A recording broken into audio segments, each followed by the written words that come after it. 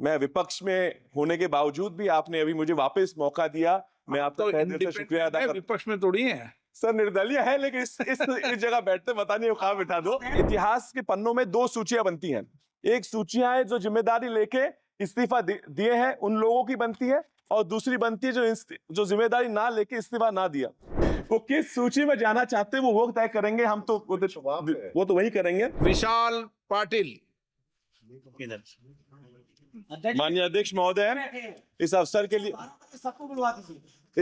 लिए धन्यवाद। मैं पहली बार चुन के आया हूं, तो भी मैं मेरे परिवार का छठा सदस्य हूं, और मैं जानबूझ के कहना चाहता हूं कि जो मैंने सुना है तब तक के 9 सदस्यों के लिए जो अवसर आप प्रदान करते हैं वो मैंने आज तक कभी सुना नहीं। तो मैं विपक्ष में होने के बावजूद भी आपने अभी मुझे वापस मौका दिया। मैं आपका तहे दिल से शुक्रिया अदा करता हूं। विपक्ष में थोड़ी है सर, निर्दलीय है, लेकिन इस जगह बैठते पता नहीं कहां बिठा दो। लेकिन शुक्रिया सर, आप मुझे वापस बोलने देना। महोदय, किसी भी देश का विकास समझना होगा तो उसके रेल का परीक्षण करना जरूरी है। मुझे बहुत गर्व है कि भारतीय रेल सबसे ज्यादा एम्प्लॉयमेंट देने वाली संस्था है, और सिर्फ रोजगार डायरेक्ट नहीं तो इनडायरेक्ट भी। जैसे बहुत लोग आज अपने रोजगार की जगह ट्रेन से आना जाना करते हैं, तो इनडायरेक्टली भी रोजगार का बहुत बड़ा साधन है। So we can say safely the railway is not only a mode of transportation but a mode of development for the country. Unfortunately over the past few years we have been seeing a lot of accidents with railways.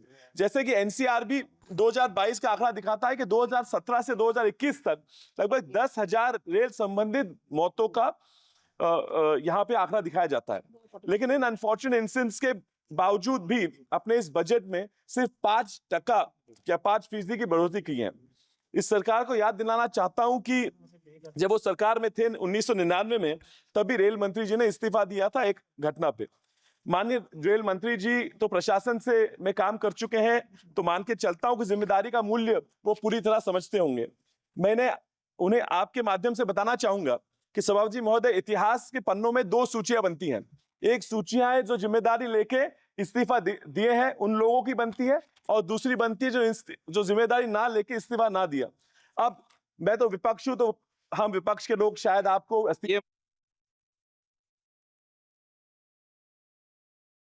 वो किस mic बंद हो गया sir. बोलो वो किस सूची में जाना चाहते हैं वो तय करेंगे। हम तो वो तो वही करेंगे। तो भी सर, हमेशा यूपीए के 10 सालों की आंकड़ों की बात आज 10 साल हो गए यूपीए जाके तो भी की जाती है। थोड़ा आत्मपरीक्षण पिछले 10 सालों में क्या हुआ है उस पर भी गौर डालना बहुत जरूरी है। शायद I don't know, is it feasible? Sir, we spend a lot on railway beautifications and I think we should, but is it feasible today when most of the routes and tracks are 140 to 150% over capacity? Sir, कवच की बात करते हैं, और कवच जो आंकड़े दिख रहे हैं, तो कवच का जो इम्प्लीमेंटेशन दिख रहा है वो जिस गति से हो रहा है, काकोट का समिति में बताया था कवच का इम्प्लीमेंटेशन होना चाहिए, लेकिन जिस गति से हो रहा है वो थोड़ी धीमी लग रही है। इस गति से चलेंगे तो शायद 50-100 साल तक सारा कवच का इम्प्लीमेंटेशन ना हो पाए, तब तक तो ये कवच आउटडेटेड हो जाएगा। तो भी इंफ्रास्ट्रक्चर में आप ज्यादा से ज्यादा इन्वेस्ट कर ही रहे हो। मेरी ये यहाँ आपसे मांग है कि मेरे निर्वाचन क्षेत्र में के बारे में बोलूंगा और आपका ज्यादा समय नहीं लूंगा। हमारे यहाँ महोदय, रेल मंत्री जी ने पहले अनाउंस किया था कि टर्मरिक ट्रेन ये सांगली आएगी और शुरू करवानी, उसका अब तक कुछ आगे हुआ नहीं, उसके बारे में आप निश्चित ध्यान दें। अमृत भारत में सांगली स्टेशन का चयन हुआ है, लेकिन अभी भी काम बहुत ही कम गति से चल रहा है, और क्योंकि अभी भी बहुत छोटे छोटे स्टेशनों में भी जो सुविधाएं वो हमारे पास नहीं है, जैसे पिट लाइन है, क्रू रेस्टरूम है, और वाटर फिलिंग ना होने के वजह से बहुत सारी ट्रेन हमारे यहाँ ना रुक पाती है।